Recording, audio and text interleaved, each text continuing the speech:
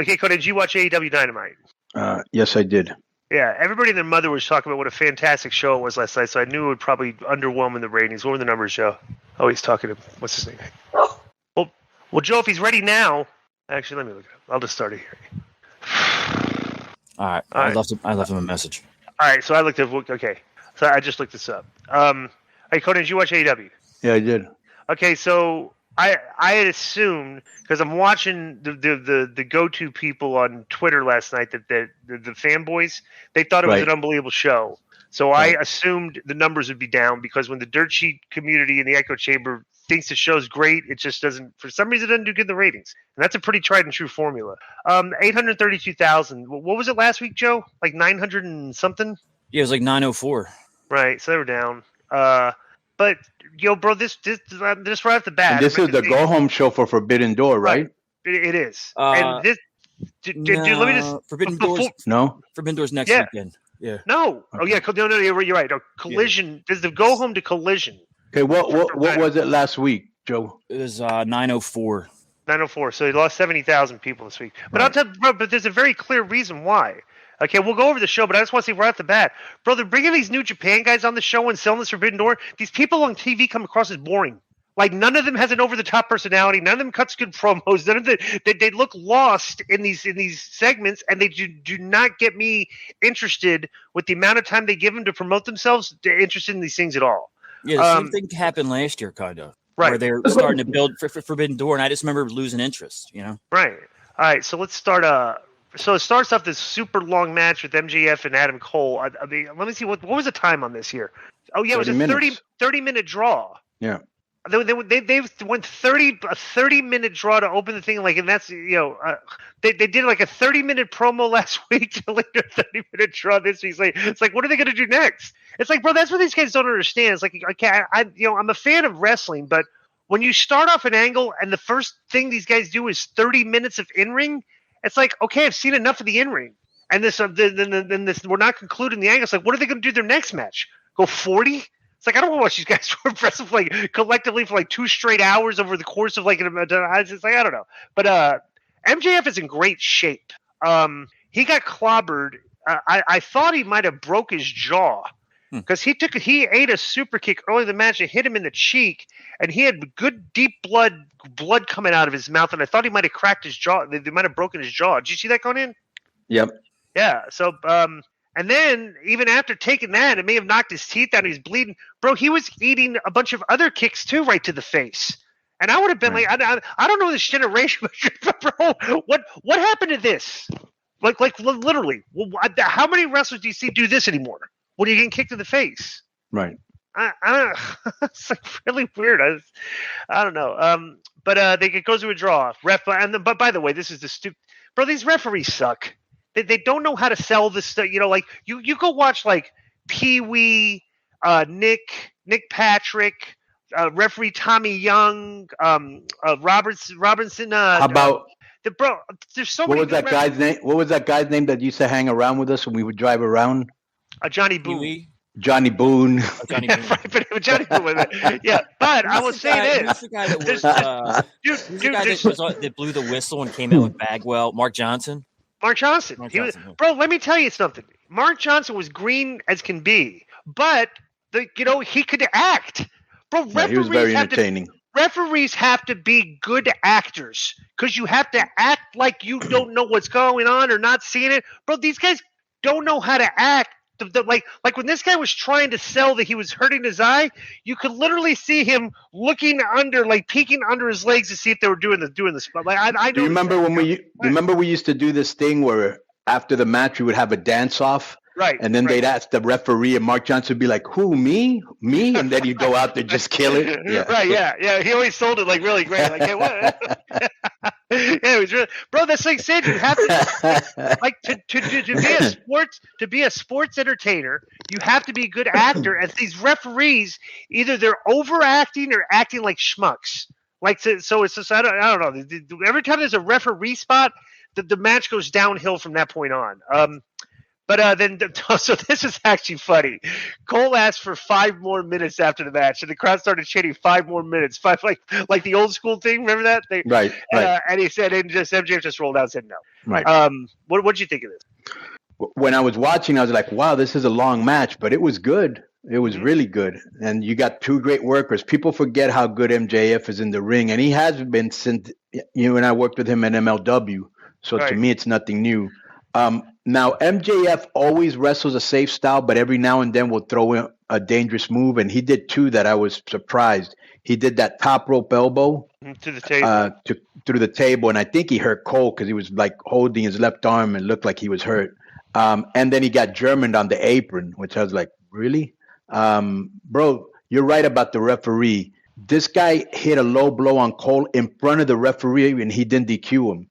Right. You know, I thought this was a great finish because I thought some heel had rung the bell, but no, it was a time limit. And they didn't do the obvious Cole beats him, and then he gets a title shot. So this was really good. Plus, they had a really red-hot crowd. They took advantage of that first match energy that you won't find again until the match, until something happens that gets a reaction. So this was good. Well, there was one glaring mistake they made in this, okay? Right. Because to save from the confusion, to save from the confusion of at the end when you thought that somebody had rang the bell, like a heel, like you said. Right. Well, all they had to do is, like, with a minute left in this, have the announcer say, what he announces, hey guys, we're coming in the last minute of this match. It's a 30-minute time limit. 1 minute left. Then, 1 minute left. Or just tell the fans at home. Right. Because so there was no confusion when the bell rang. You'd be like, you'd get the story, which is what. Yeah. So, but yeah, that was. But I think they didn't want to remind you it could be a draw, so they could do a draw. Do you know what I'm saying? Right. Yeah. So next is a Punk video aired, and about the best thing I could say about this video, it was underwhelming and didn't really get me interested in Collision. What did you think? Well, not just that, he got a mixed reaction. Right. There were boos and yays. Yeah. Yeah. It wasn't all, hey, he's back. Right. Yeah. Well, you know what he should do? They should embrace that. I'm just going to say what I have to say on a personal. You guys, if you don't like it. Right. It's like, right. Yeah. So then Renee Paquette is out there with Sammy. Him and Tay are having a girl. So then Darby comes out and he congratulated Guevara on the baby and said he meant it. Said it sounded like people were starting to love Guevara again, which led to a positive reaction. And all asked Guevara to stand in his own or continue to live in the shadows of the JS. Then Judas played and Jericho walked out and he barked it all and then took issue with Guevara not calling him once during the month leading up to the 4 Pillars match and said Guevara would be champion if he had asked for his help. Then Guevara wondered why he didn't call him, so maybe he wouldn't have lost to Adam Cole twice. Then Jericho assumed Guevara was having delusions of grandeur, so he'd give him a chance to apologize to him, and I'm not apologizing for Guevara said because everybody has to cuss. Jericho said Guevara needs to remember the dynamic in JS and reunite their tag team. And Jericho said Guevara needs to remember who the boss really is. And then Allen stepped up and told Jericho that when he steps in the ring, the magic is gone. That was actually No. First, he goes, you call yourself the wizard? I'll tell you what, the magic is gone. That was hilarious. That was a good line. Jericho asked if Valkyrie wanted this and said that maybe he and Guevara should beat his ass 2-on-1. And Allen said, I'm not alone. Then Sting made his entrance carrying his own bat. Once in the ring, they went face to face, and Jericho put his bat in Sting's throat. And then Sting lowered Jericho's bat with one hand and put his own bat in Jericho's throat, and Jericho yanked his bat away. Then Jericho backed up and pointed Sting with his bat. And Sting took a swipe at Jericho's bat with his own bat, and then they exited the ring. What do you think of this? That's all it's as simplistic as it could be. You don't have to do a lot of stuff with Sting except like stuff like that. Because that's his character, So and plus, it was cool to see him and Jericho face to face. You know what I'm saying? Because I've never seen that. Sammy's cutting a baby face. Sammy was cutting a baby face reaction to a mixed reaction. And I like how Allen comes in and says, "Oh, the people are really liking you." That's fake news because they weren't cheering him. You know what I'm saying? Right. It was half and half. And to me, Sammy's like Charlotte Flair and Ronda. He's a natural heel. I think he's being miscast. I'm not saying people won't end up cheering for him, but I think he's an excellent heel. And he was getting the most heat of anybody not named MJF, Callis, or Christian. He's got good heat. Right. This was another long segment, but I will say this. If the first match wasn't this long and this thing wasn't so long, they probably would have seen six segments crammed in. So I kind of like the pacing so far. So next they do an interview with IWGP World Heavyweight Champion Sonata, who was in a video, and he spoke in Japanese with subtitles. At least he had the subtitles. Even in subtitles, this is boring. See you next time, Sonata said in English. I'm not interested in Sonata based on this. And let me tell you, what they should have done. I was happy that they finally put subtitles, right? And they showed who the guy is instead of, just popping out of nowhere and you wondering who the this guy is. Bro, they should have had a video so people could see his work. He wrestled in Crash when I was there, and he's incredible, but you don't know it. They should have put some video, but I guess baby steps. But this is me is 101. This to me is 101. It's like, come on, really? So Darby and Sting were already out there because we're going to have this 8-man tag match with Sting, Orange Cassidy, and Keith Lee, and Swerve, Cage, Toa Leona, and Bishop Kaun. And dude, let me just tell you something. Well, first of all, the start of this match is excellent because Darby and Orange Cassidy tried to get the jump on the start of the match by doing both of them doing suicide dives outside the ring, and Darby clobbered all three guys like a bowling ball into bowling pins. It looked very clumsy and good, and Cage caught Cassidy in midair, and just ran him in the thing. So I thought that was actually a pretty good spot. And Cage had on some paint, the Road Warriors or Ultimate Warrior, one of the two. Right. So I guess this guy Toa Leona and Bishop Kaun are very. They're your typical probably younger green guys because they don't understand they're in a ring with a 60-year-old legend of a wrestler, and they were not taking care of Sting. They had a couple spots missed, and he threw Sting into they did the thing where they did the reversal, got screwed up, and Sting went into the corner, but he hit the ropes, and the guy went and splashed Sting before he was set up in the corner where he could brace him and splash him into the ropes, which could have hurt him. And I'm watching what are these guys? I mean, dude, come on! You take care of the guy, Poor Cage. Or let Sting get into the corner and then splash him. That's what Sting was trying to do. Right. So then, poor Cage, the biggest, most fearsome guy in the match, is the one that gets beat. And Cassidy, he was being Cage had Sting had Cage, and Cassidy went to punch Cage with the Superman punch, and he hit him in the belly with it, and it was just terrible. And they ended up having to pin Cage off the. They did. Well, he didn't hit him in the belly; hit him in the upper chest. But he missed it. Right. And he had to go under with that. And bro, the thing is there was a spot in this that should have been, bro. If it's like I said, if you're going to do spots like this and it's not going to be the finish, well, there's no point. They had all three guys lift Keith Lee up for a power bomb in the turnbuckle. Swerve came off the top rope and double stomped him into the power bomb, and that was a 1-2 and then a save. It's like, dude, just finish him. That's a very impressive move that would mean something if you beat the guy with it. So it's like Swerve looked really good. Did he double stomp him or he did the Meteoria? The double knees.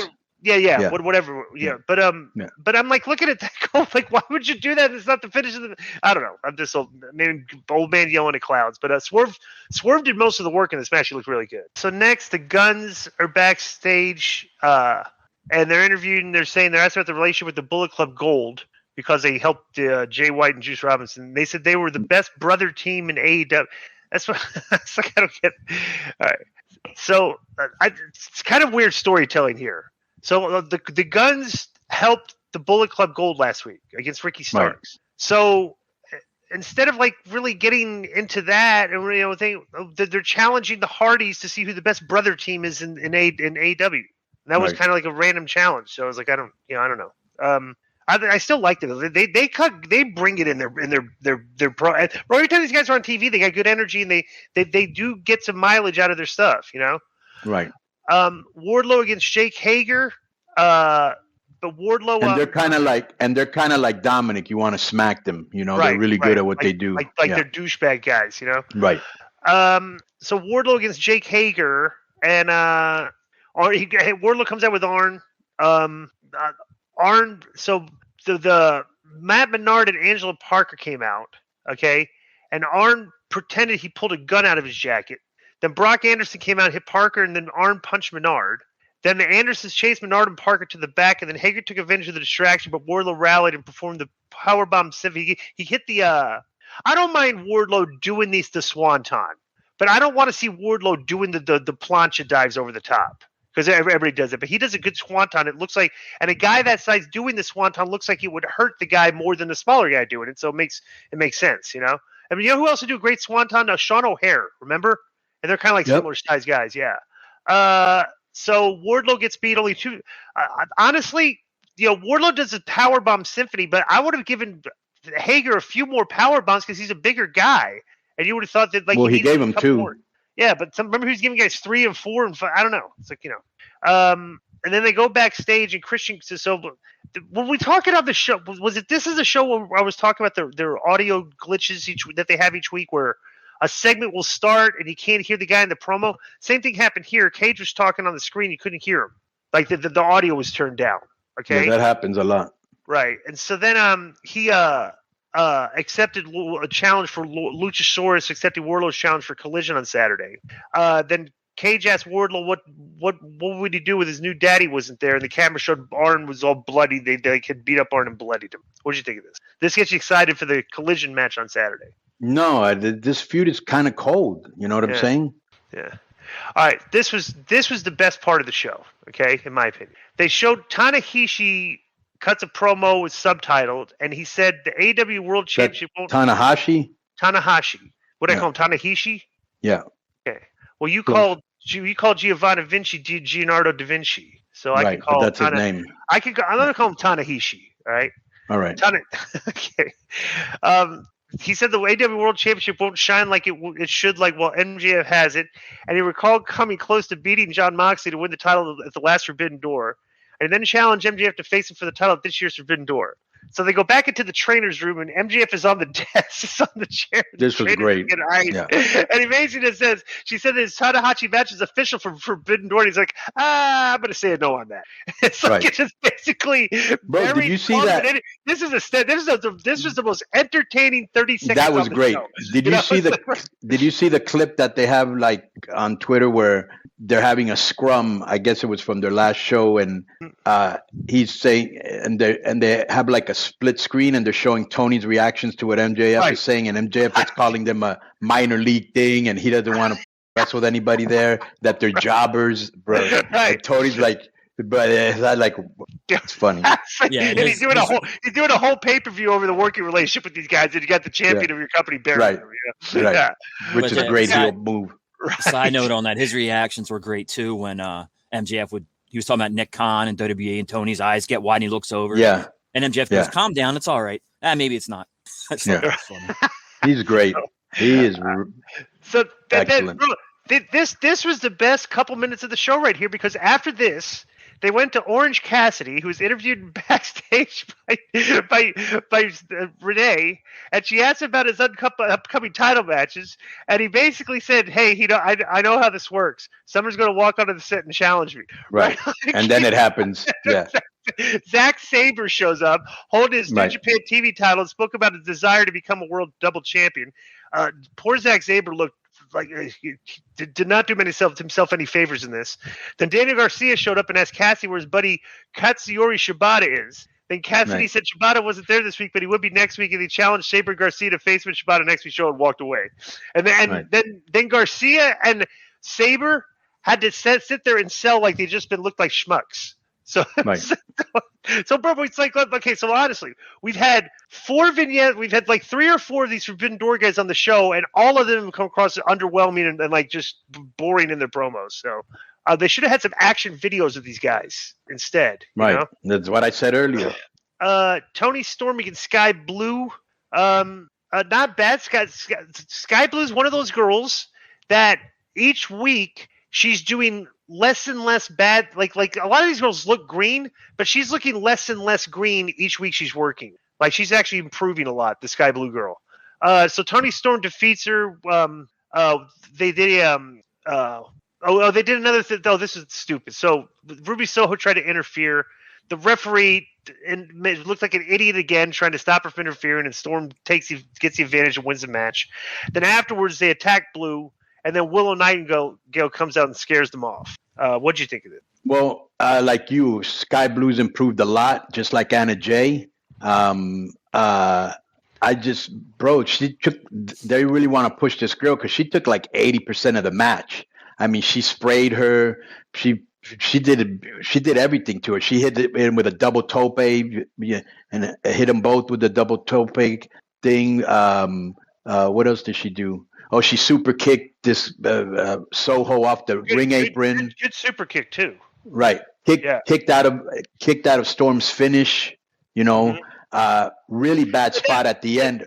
That was an unnecessary spot because she kicked out of the pile driver and then she just went into the submission and they submitted her. No. She kicked out of that. Then she hot shotted her. Remember, she didn't get her up that high either. That's right. It was a really bad hot shot, and then did the thing. Yeah. Right. You know. So, and I just think that they do this all the time. He wins a match. They're beating down on the heel, and then the baby face comes out, and they do that so much. It's like copy and paste. And here's my thing: if she came out with Soho, why didn't Willow come out with Blue from the very beginning? No idea. Okay. So next, Jack Perry and Hook were interviewed by Paquette, and Perry said he was feeling rather naked standing next to Hook, who's holding the FTW Championship. And Perry said that's why he was accepting Sonata's open challenge for Forbidden Door. Now wait, is Sonata the IWGP Heavyweight Champion? I guess so. And he's defending now against Jungle Boy? Yep. All right. Look it up, Joe. Is Sonata please? What are they doing here? It says Ibushi was the final champion. So what does that mean? Let me see. Well, he had a title. So see what title he had. Yeah. I thought it was the IWGP Heavyweight Championship. It says. Go through your notes and look. Maybe it says it. Well, I'm looking here at the review again. Okay, I guess they changed it to a World Heavyweight Championship. Yeah, and now Sonata's the World Heavyweight Champion. I got you. All right. So, okay. All right. So whatever. I don't get this, but I will say this: Jack Perry is trying to show a little bit more personality in these promos backstage, which means he could be turning heel. Because it's a different type of. He had a little bit different attitude here, so yeah, I think he is. He needs to, so because he needs to learn how to get personality. So what happened here, and I'm sure Di is definitely going to be fascinated by this, is the New Japan World title is actually the old New Japan Heavyweight and Intercontinental title, and they combined them, they unified them. Now it's a world title. See that? Wow. Mm-hmm. Boy, should I know that? Like, I should know what a high-speed title match. I'm just happy that now you do know that. What are they called? High-speed title matches? Yeah, the high-speed championship. And AZW. I'm supposed to know who AZW is. You know what this is? Bro, it's still to this. You should still see I'm getting comments. From the arrogance of this community, that I am an idiot for not knowing who AZW and what a high-speed title match is. Like I'm the biggest moron on the face of the planet. What promotion is AZW from? Stardom. And I will just contend, I will do a random experiment. You find 1,000 random people and ask if they know what a high-speed title match is, and I say 0, we'll have the answer. Find 1,000 random wrestling fans at a WWE show and see. Ask what AZW is and what a high-speed title match is. I would say probably maybe less than 10 people. But the AEW fans probably know, and that's probably all they care. And they're very mad at me for not knowing. Mm-hmm. Right. They should be, hey, he's not an AEW fan. Why would you know? Right. Right. It's like me expecting them to know about Lucha. It's a different country. Why would they? Right. So they set up the video package where what's their names? To set up the Jay White, Juice Robinson, and Dax and Cash for the collision match on Saturday. So Blackpool Combat Club versus the Elite. This is about the time of this match is perfect. 12 minutes, because it was kind of like they fit as much into this as they should have. Because if this would have gone longer, they would have had more. Just like they did plenty of stuff in this. But of course, Yuta takes the pin. Let me see. So afterwards, the Blackpool Combat Club was working over the baby faces, and Eddie Kingston came out and he tackled Claudio. Then Moxley and Kingston went face to face, and before anything could happen, Matt hit Moxley from behind. Then Kingston stopped Matt from kicking Moxley. Then Kingston and Moxley bickered. That's like that should have just been enough right there. But they like rushed through that, and then Takeshita came out and cleared the Young Bucks from the ring. Then Kenny Omega's music hits, and he ran to the ring and squared off with Takeshita, and he caught Takeshita with a V-trigger knee. Then the Bucks did double super kicks on Takeshita, and then Omega put Takeshita down with a Snapdragon suplex. Then the Bucks did dives in the middle of this brawl into the floor. Then Omega hit a V-trigger on Takeshita, and then out of nowhere, Ospreay appeared and super kicked Kenny, and then did this thing is he does like a flying elbow, but Kenny's on like in a sitting position. And then there was just he should have just stood up, and they should have gotten a graphic here of just like him like standing tall, but they kept the segment going. Brian Danielson comes out from the announcer and says, I'm going to give this guy a hit. You know, he comes out of the stage and starts applauding. They showed Don Callis and Takeshita in the aisleway. Then they go back in the ring, and but bro, this is taking way too much longer for the pacing of how this should have been. The out should have gone here, and then Ospreay hits him again, like about 2 minutes after, a minute later. Then Ospreay starts walking off. It's like I think they went home too early, or maybe some of the post match went too fast. You know, which I kind of got the feeling of is what happened here. What'd you think of this, Konnan?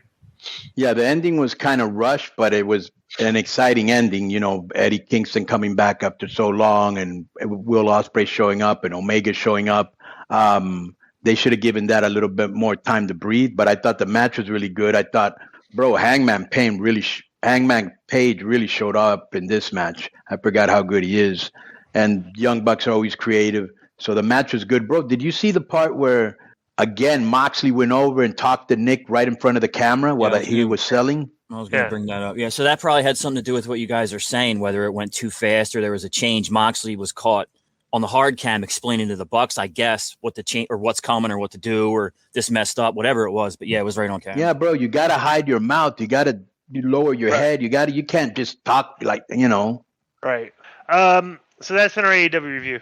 I just want to say for the record, I thought this was a better show than usual. I thought the pacing was better because they didn't cram as much as they usually do until the very end when that did feel crammed. But other than that, I like the pacing of the show. Good show.